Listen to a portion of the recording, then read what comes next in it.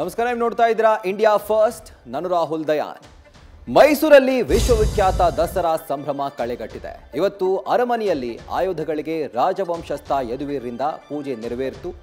ಬೆಳಗ್ಗೆ 8 ಗಂಟೆಗೆ ಚಾಮುಂಡಿ ಬೆಟ್ಟದಿಂದ ಉತ್ಸವ ಮೂರ್ತಿ ಮೆರವಣಿಗೆ ಇದ್ದು ಸಂಜೆ 4:42 ಗಂಟೆಗೆ ಕುಂಭಲಗ್ನದಲ್ಲಿ ಜಂಬೂ ಸವಾರಿ ಹೊರಡಲಿದೆ.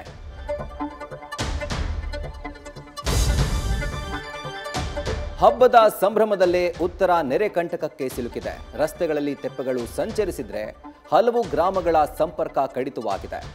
ಗಾಣಗಾಪುರ, ದತ್ತಾತ್ರೇಯ ಸೇರಿ ಹಲವು ದೇಗುಲಕ್ಕೆ ನೀರು ನುಗ್ಗಿದೆ. ಮೇವಿಲ್ಲದೆ ಜಾನುವಾರುಗಳು ರೋಧಿಸ್ತಾ ಇವೆ. ಪರಿಹಾರ ವಿಚಾರದಲ್ಲಿ ಎಚ್ಡಿಕೆ ಸಿಎಂ ಮಧ್ಯೆ ಟಾಕ್ ಫೈಟ್ ನಡೆದಿದೆ. ಇತ್ತ ಆಯುಧ ಪೂಜೆ ಎಂದೇ ಸಿಎಂ ಬ್ರಹ್ಮಾಸ್ತ್ರ ಪ್ರಯೋಗ ಮಾಡಿದ್ದಾರೆ. ಸೆಪ್ಟೆಂಬರ್, ನವೆಂಬರ್ ಕ್ರಾಂತಿ ಗೀತೆಗಳಿಗೆ ಸೆಡ್ಡು ಹೊಡೆದಿದ್ದಾರೆ. ಇನ್ನು 2.5 ವರ್ಷ ನಾನೇ ಇರ್ತೇನೆ, ಮುಂದಿನ ಬಾರಿ ದಸರಾ ಪುಷ್ಪಾರ್ಚನೆ ಮಾಡೋದಾಗಿ ಹೇಳಿದ್ದಾರೆ.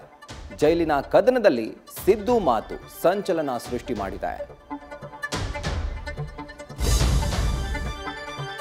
ರಷ್ಯಾ ಆಯಿತು, ಜಪಾನ್ ಮುಗೀತು, ಅಫ್ಘಾನ್ ಬಳಿಕ ಫಿಲಿಪೀನ್ಸ್ನಲ್ಲಿ ಭೂಲೋಕ ಗಡಗಡ ನಡುಗಿದೆ.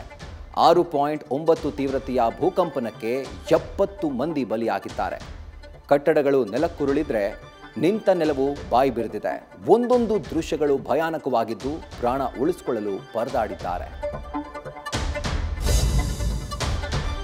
ನಾಳೆ ಕಾಂತಾರ ಶಿವನ ಕೋಪಾಗ್ನಿ ರಹಸ್ಯ ರಿವೀಲ್ ಆಗ್ತಾ ಇದೆ. ದೈವಾರಾಧನೆಯ ಮೂಲ ಕಥೆಯನ್ನ ತೆರೆ ಮೇಲೆ ಕಾಣೋಕೆ ಕೋಟಿ ಅಭಿಮಾನಿಗಳು ಕಾತರಿಸಿದ್ದಾರೆ. ನ್ಯೂಸ್ ಫಸ್ಟ್ನಲ್ಲಿ ಮೇಕಿಂಗ್ ಮಹಿಮೆ ಬಗ್ಗೆ ರಿಷಬ್ ಮನಬಿಚ್ಚಿದ್ದಾರೆ. ಟಿಕೆಟ್ ಪ್ರೀ ಬುಕಿಂಗ್ನಲ್ಲಿ ದಾಖಲೆ ಬರೆದಿದೆ. ನ್ಯೂಸ್ ಫಸ್ಟ್ ನಿರ್ಭೀತಿಯಿಂದ ನಿಮ್ಮ ಪರವಾಗಿ.